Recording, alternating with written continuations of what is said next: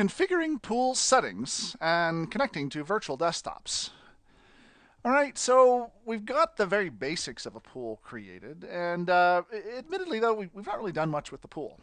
That whole first nugget was kind of focused on the virtual machine, and I want to spend a little bit more time in this one focusing on the settings that are tagged with the pool more so than just the individual virtual desktop. Also, in this nugget, we want to spend some time installing the VMware View client and connecting up that client on somebody's desktop up to their virtual desktop. And what's interesting here is I think we have to kind of focus for just a minute on just the realization that when you build yourself a virtual desktop infrastructure, that does not necessarily mean eliminating the physical desktops out of your environment. And I've got the quote down here. Well, there's got to be something at the user's endpoint to receive that desktop. And so when you're thinking about, well, is VDI a technology that's really right for me? And you're trying to justify the involvement or adding VDI into your environment, remember that, well, in order to bring VDI into the environment, there's still this need for some sort of endpoint, some sort of physical device that the user uses to connect up to get their virtual desktop. So when you're thinking about that, be very conscious about that because that's going to impact, well, your total ROI in deploying a virtual desktop infrastructure. Now, in this nugget, I introduced this topic because we're going to spend a little bit of time with the ultimate user endpoint. Okay, I've got a Windows 7 installation, basic Windows 7 installation. We're going to assume that this is some user's computer. And that user will use that computer to connect up to their virtual desktop sitting up in the cloud somewhere. In this nugget, we'll start by finishing up completing some of those pool settings, making sure that we've got that user entitled so that they can actually access the desktop that we provisioned for them. Then we'll install the VMware View client, we'll connect up to the virtual desktop, and then I'll conclude with a look at some of the group policies that you can deploy that will further control that client configuration. When you're thinking about all the different tools that you have here within VMware View, recognize that we have both the client and also the agent. Now, up until this point, we've actually been working with the VMware View agent, and that's the piece of code that has to be installed into the virtual machine so that the virtual machine can work with the View infrastructure. Now, the VMware View client is somewhat different in that this is the piece of code that we'll be using to connect the user up into that virtual desktop. I'm taking a look here at vcon.company.pri. This is the same view of the pool that we created back in that last nugget. And we're taking a look here at just some of the settings that you may want to set to configure what that user's experience is between, well, when the user connects up into their desktop. Very first thing I want to do, notice how I've highlighted here the my manual pool that was created. You'll notice a number of buttons up here become available. If I click the entitlements button, this is the initial assignment of users and groups that will have access to use this pool. Let me go ahead and click the Add button here. And as you can see, I can use the screen that appears as a tool to search Active Directory for different users or groups that may have need for access. Let's plug in here the domain, if I can spell it right, domain users group. Click the Find button. And we should see, here's domain users. If I click that and OK, well, that will provision the access for this pool out to the domain users group in our Active Directory domain. Click OK. That provisions the access there. Now, once that's done, those users will be able to access the virtual machines that make up that pool. A couple of different other buttons up here you might want to pay attention to. There's some status things in here. Do you want to disable the pool? A little later on when we talk about provisioning with VMware View Composer, well, we can disable provisioning as well. We can create one or more folders where these pools may reside. I think I mentioned in that last nugget that the folders are a mechanism for you to isolate or separate out different pools and groupings of virtual machines for administrative purposes. And over here under More Commands, I can choose to view just the unentitled desktops or the unentitled policies, meaning those desktops or policies that haven't been tagged to a specific user or group. Now, when I click on the pool here, you'll notice that I can click the pool itself, and that will bring me more information about that pool.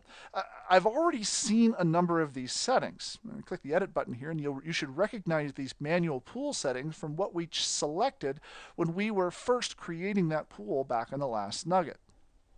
Now, I want to point out one specific setting that I kind of skipped over purposely in the last nugget, and that's these connection server restrictions here.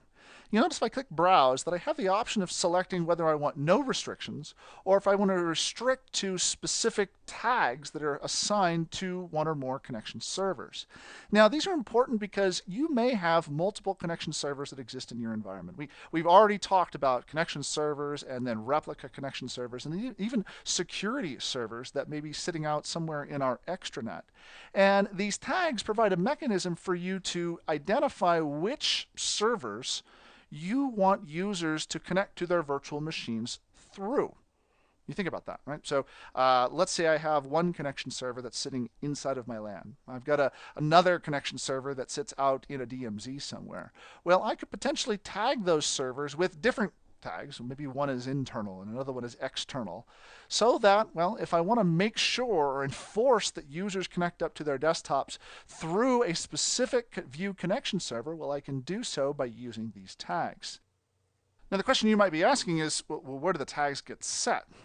Let me click down cancel here and then cancel again. I want to go back here to the servers node that we took a look at a while ago and back here to view connection servers.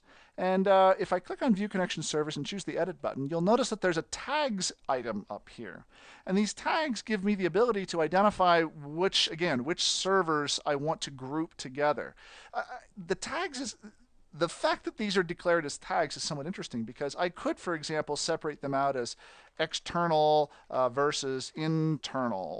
Or maybe if that didn't make any sense for my environment, it could be Denver versus Las Vegas. Or West Coast versus East Coast. Whatever set of configurations makes sense for how you want users to ultimately get to their desktops. If I set these up, so let's do internal and external here. And choose OK. And then go back to pools, view the pool, view to edit the pool here, and then go back to pool settings. You'll see now that I can restrict down to either of the tags that have been deployed here or been configured in those server settings. So be conscious of this because when you create a much larger infrastructure with multiple pools and multiple connection servers, this will become important or much more important for you to make sure that your users get to their virtual machines via the right pathway. So here under settings, we've taken a look at these items here. There's an inventory tab as well that will give us a bit more information about the virtual machines that exist inside of a pool. You'll notice here that the W7-template desktop that we were working with before is available here. And I can click to view more specific information about this exact desktop. In fact, if I want, I can go here to vCenter settings and identify exactly what the vCenter items or characteristics on this object are created to be. So this gives me, again, some very specific information about the desktops that make up that pool. Now let me switch back here one more time because I want to show you a few of the other items that are available. The Sessions tab over here will, when we make that initial connection, show us which users are talking to which desktops. This comes in handy whenever you're working on a troubleshooting call or someone's calling into the help desk trying to figure out, well, maybe I'm having some sort of issue with my connection to that desktop. Well, this screen will provide a mechanism for you or your help desk to identify the user to desktop mapping as those users are going about doing their daily activities. I have an entitlements tab here, which shows me just the domain user's entitlement that was created before. The events tab, which is currently empty because we haven't created that events database. We'll do that here in just a minute. And then finally, this tab marked policies, which will identify the 4 policies that I can set for this desktop pool. Now, policies are somewhat interesting inside of VMware View in that they can be set in a number of different locations. Now you'll notice that we have 4 policies here. The multimedia redirection policy, or whether or not I want to redirect multimedia into that session. I also have USB access. Do I want to enable USB access into the session? Do I want to enable remote mode, or do I want to enable PCOIP hardware acceleration? Now, all four of these correspond to features that we would want to enable inside of that desktop session. Although you'll notice that they don't say enable here. They say inherit as opposed to allow or deny. The reason for this is because, as I mentioned, there are a number of different locations at which policies can be set. First and foremost is up here at the global policies setting. Here under global policies, I can choose to edit the policies, and you'll see there's no inherit because this is setting the policy for the entire view infrastructure. But here I'll choose whether I want to allow or deny each of these 4 features. Notice also for PCOIP hardware acceleration here at the global level, I can set the priority. So do I want it to be highest priority acceleration, lowest priority acceleration, or what have you. So this is at the entire view level, and then once I set it for the entire view level, well, then down in each individual pool, I can set the policy at the pool level as well. So down here in the green column here on the right, that will identify what the actual applied policy is based off of global versus pool policy overriding. There are user overrides as well. If I want to add in specific users that have the ability to override those policies, I can do so here under Add Individual Policy.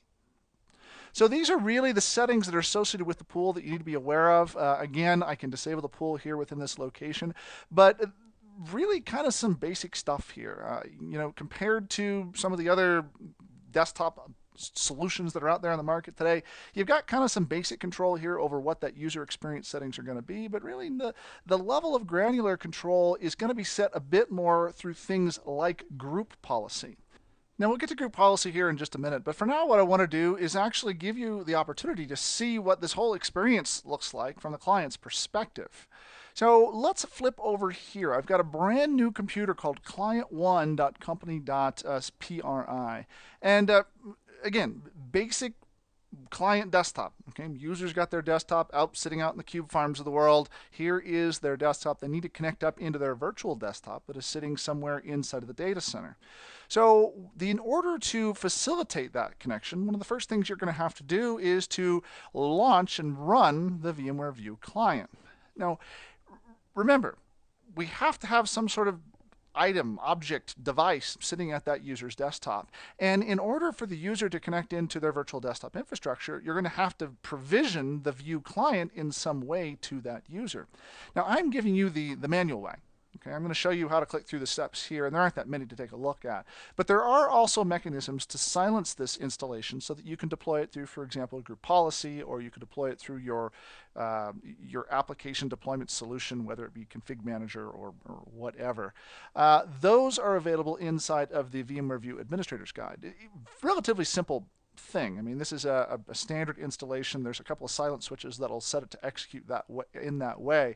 But those are the main mechanisms that you'll use for deploying these View clients out to those devices that you have sitting on the user's desktops.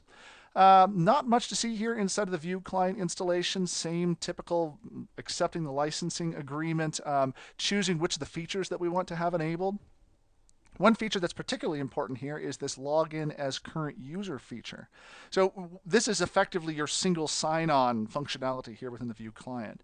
When you enable this logon as current user functionality, what it's doing is allowing you to use your existing logon, so the existing authentication you have with your Active Directory, to facilitate that next logon into your virtual desktop.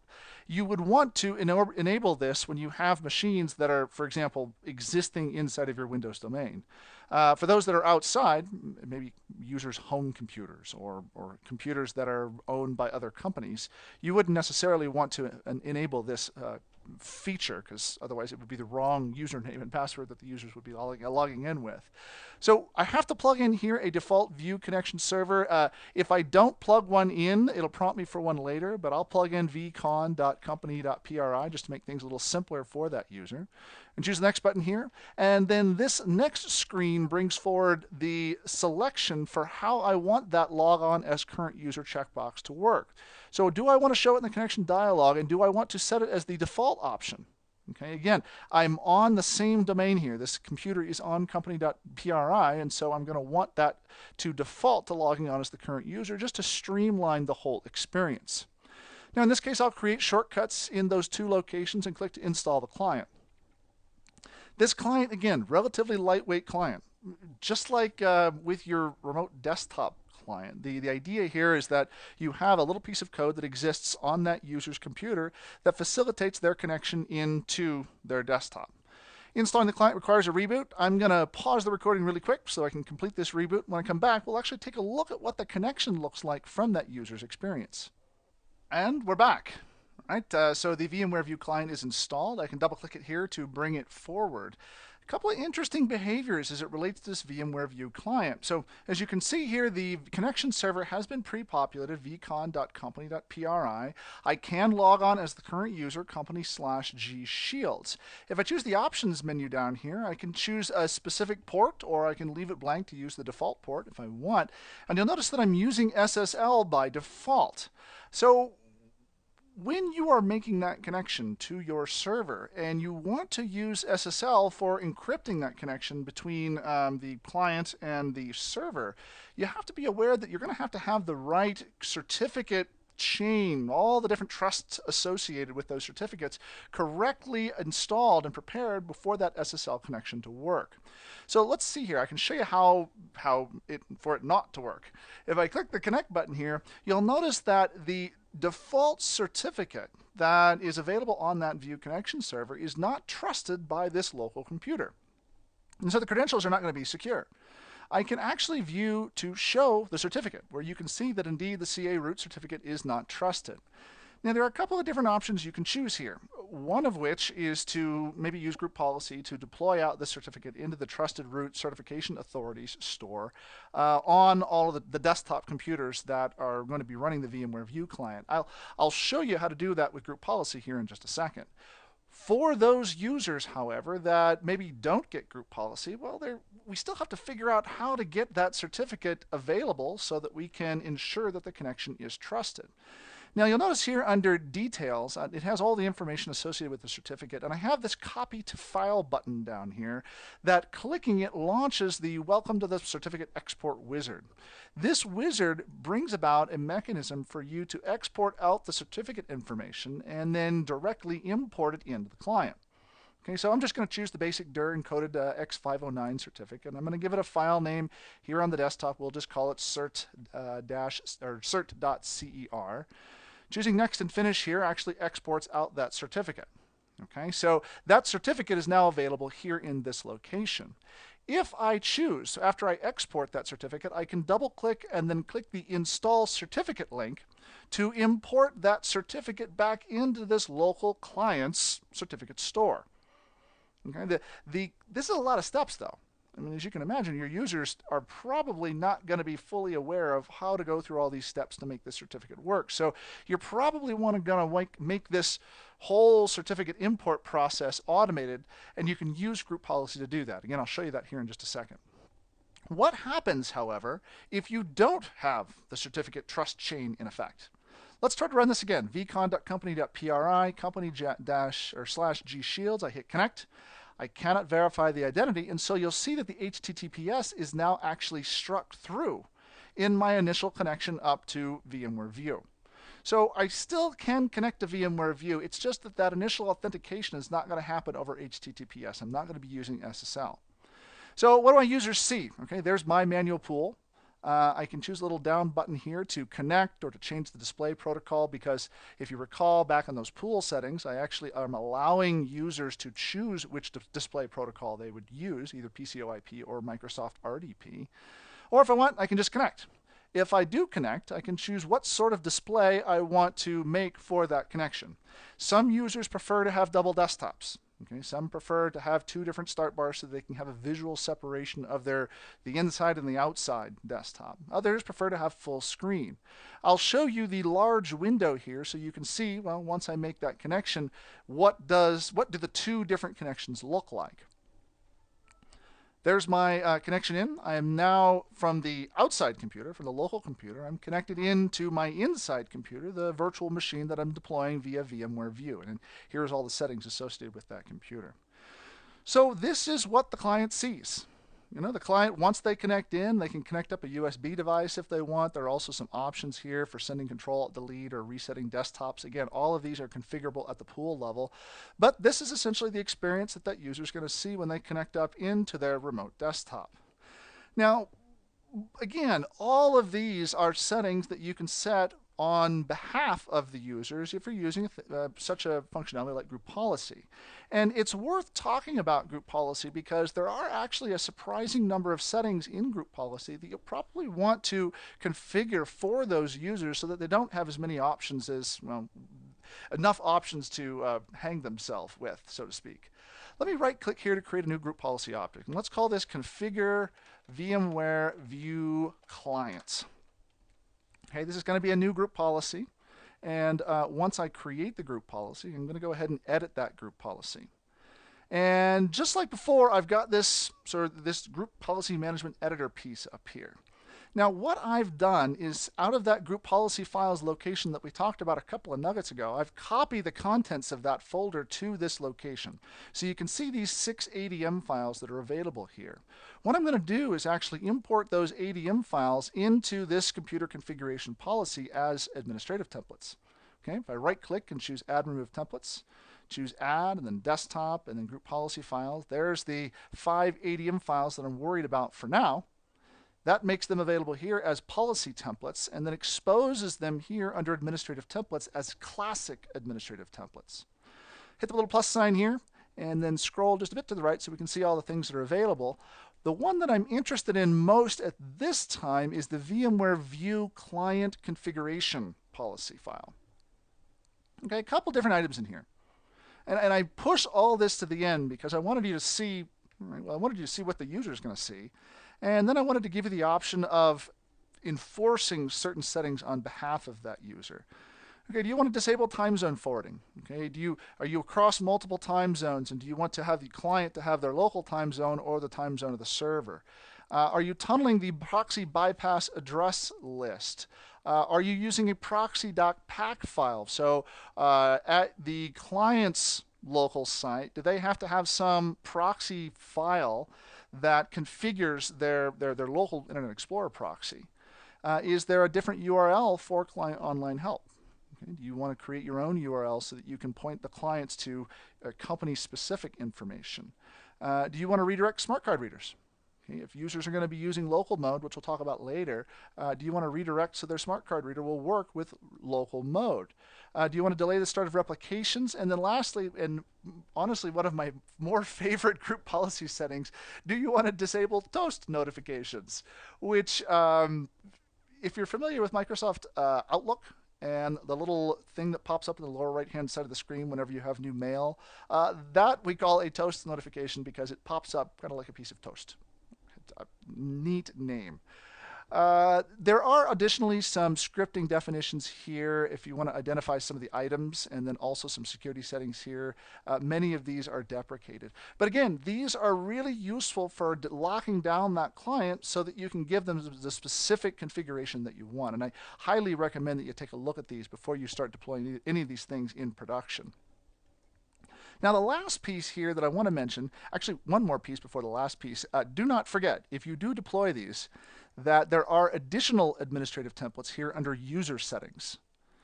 Here under VMware View Client Configuration, there are going to be a number of user settings down here as well. Okay, some of these are the same. Right? The same toast notifications that was up there is down here. The shade is essentially that little dark area at the top side of the client window. In fact, when we go back here, this is the shade right here. And do you want that to actually exist? Do you want it to fly away whenever people aren't using it? Those are some of the settings that you're seeing here. Let me go back to here. Oops, that's not where I'm going. Right here. Do you want to pin the shade?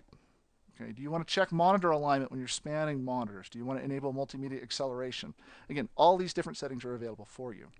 If you do end up enabling the user side, the user configuration administrative templates, take a look at enabling them using group policy loopback processing.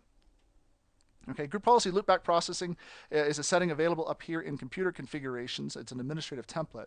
And loopback processing enables the user half of a group policy to be applied when you're applying the policy to an organizational unit full of computers.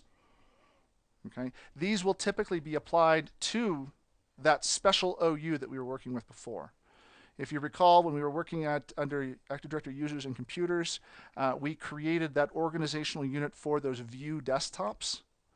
And that organizational unit will probably be the location where, let's see, right here, View desktops. This organizational unit will probably be the location where you're going to apply this policy. And so consequently, you'll want to turn on loopback policy because there won't be any users in that OU. There'll just be computers in that OU. Final setting up here under, I believe, Windows settings are is the location where you can actually identify which security certificates you want to populate into users' computers. That setting is configured here under public key policies. And if you recall, the location that we're trying to insert that certificate in is here under trusted root certification authorities. And so this area, this location within certificates is where you're going to put those root CA certificates that identify, or those CA certificates that identify the connection servers that we're attempting to connect to.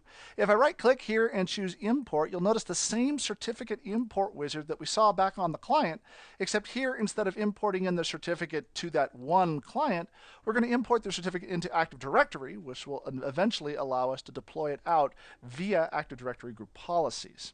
So these are all the things you have to be aware of as it relates to setting up group policy for those clients that are going to connect up into your VMware View infrastructure. So what have we talked about in this nugget? We've talked about configuring pool settings and also some of the more deep level settings involved with connecting into virtual desktops. We kind of spoke at a high level about how building a virtual desktop infrastructure does not mean eliminating physical desktops because, well, at the end of the day, there's got to be something else at that user's endpoint to receive their virtual desktop. We talked about configuring pool settings and all the various settings and policies and entitlements associated with individual pools that you're going to create. We then installed the VMware View client and took a look at how the client connects up to virtual desktops that are available in a pool. And then we concluded with a fairly good look at the different group policies that are available, not only the ones from VMware, but also the ones that are available via certificate services for deploying group policy for client configuration. Next up after this, we're going to move away from that whole manual way of dealing with virtual desktops in a pool, and we're going to start implementing in View Composer, which allows us to do some very cool things with snapshots and with linked mode virtual desktops. I hope this has been informative for you, and I'd like to thank you for viewing.